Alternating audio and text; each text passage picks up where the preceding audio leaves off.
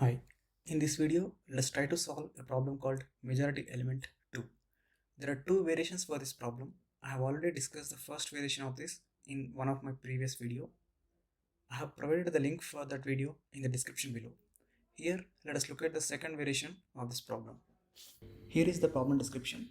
You are given with an array of size n and we need to find all elements that are appearing more than n by 3 times. If you look at the first example, we have 3 elements, so we need to find all elements which are appearing for more than 3 by 3, that is more than 1 time. Since 3 appeared for 2 times and 2 appeared for only 1 time, we just need to return the answer as 3. And in this example, we have a total of 8 elements, so 8 by 3, that is 2. So we have to return all elements which are appearing for more than 2 times. And 1 appeared for 3 times, 3 appeared for just 2 times, and 2 appeared for 3 times. Since 1 and 2 both are appearing for more than 2 times, we need to return them. As we have seen in majority element 1 problem video, there are multiple approaches to solve this problem. First is sorting approach, which takes O of n log n time without any extra space. Second is hash map approach, which takes just O of n time but consumes an extra O of n space. There is a better algorithm called voting algorithm, which takes O of n time without any extra space. So for this problem called majority element 2, I'll just explain the voting algorithm. Let us see the maths behind this problem. My voting algorithm says that if there is a majority element which is repeated for more than n by 2 times, then there will be only one such majority element in an array of size n. Let us prove why. Since my majority element is repeated for at least n by 2 times, so minimum occurrences of that majority element is n by 2 plus 1. Since my majority element is repeating for these many times, all other elements frequency will be n minus n by 2 plus 1. So this is majority element frequency and this is the frequency of all other majority elements together. So this will be equal to n minus n by 2 minus 1, which is like n by 2 minus 1. So all other elements will together be occurring for these many times and my majority element will be occurring for these many times. And obviously this is greater than this one. That means there will be no other element which will be greater than or equal to these many times. So this says there will be only one such majority element. So n by 2 majority element, there will be only one such majority element. Let us consider the next statement of my algorithm, which says if there is a majority element or majority elements which are repeating for more than n by 3 times, then there will be only two such majority elements. So this was my first statement and this is my second statement, which says if there are n elements in my array and if they are repeating for at least n by 3 times, then there will be only two such majority elements. Let us see why. So my majority elements will be repeated for at least n by 3 plus 1. So n by 3 plus 1 and the other element will be repeated for same n by 3 plus 1, and all other elements will be repeated for n minus n by 3 plus 1 and minus n by 3 plus 1. So this will become like n minus n by 3, it is 2n by 3 minus n by 3, it is n by 3, and this will be like minus 1, this will be like minus 1, so this is minus 2. So if we consider like one of my majority element is repeating for n by 3 plus 1, of course the other also, and all other elements will be repeating for these many times.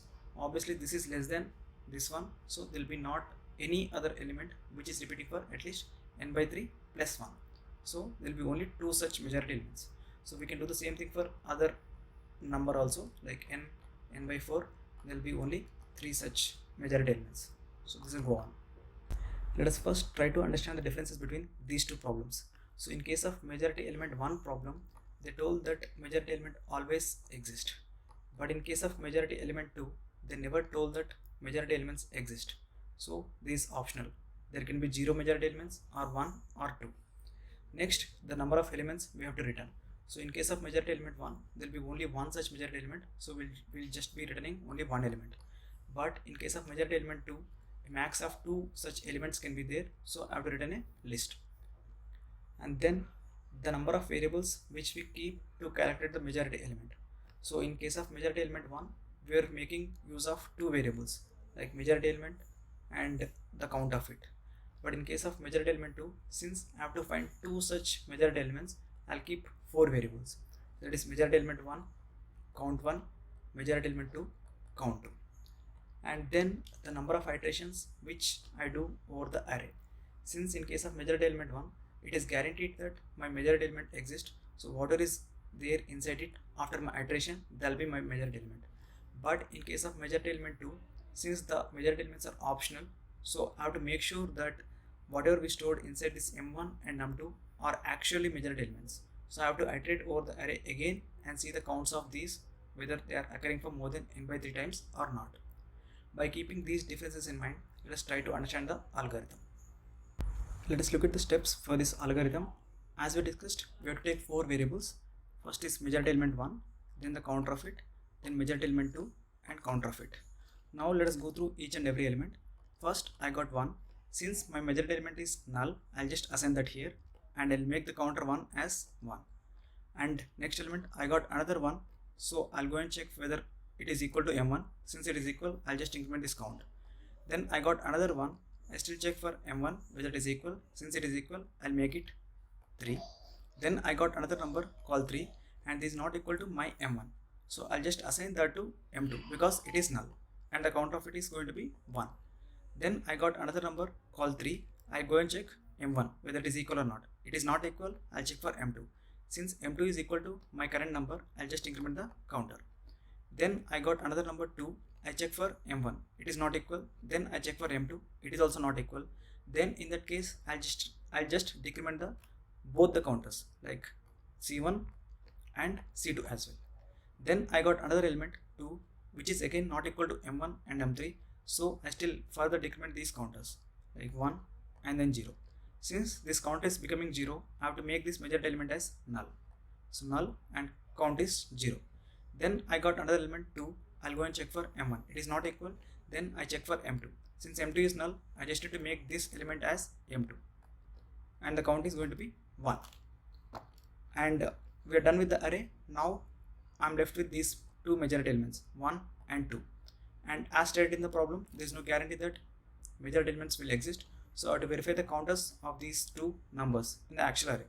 So I'll go and check the frequency of these two elements. So 1 is occurring for 3 times, which is greater than my n by 3. So this is fine. Then I'll check for m2. This is occurring for like 3 times. So this is also greater than my 2. So this is also fine. So I can safely return 1, 2 as majority elements. Let us look at the steps that we followed. First, I am checking whether my m1 is not null and m1 is equal to my number. If so, I am just incrementing my c1. If that's not the case, I am checking for m2 not null and m2 is equal to my number. If so, I am incrementing c2. If these two are not satisfied, I am checking whether my m1 is null. If so, I just need to assign the number to m1. And if this is not the case, I need to check for m2 null. If this is the case, I need to assign my number to m2. If none of these are satisfied, I just need to decrement my counter 1 as well as counter 2. After all this, what are the values stored inside m1 and m2? I need to cross verify that they are really majority elements. Let us try to write the code for this approach. Since we have to take 4 variables, let me define them first. Integer m1 equal to null and then m2 equal to null. Then counters c1 equal to 0, c2 equal to 0. And let me iterate over the array int nums.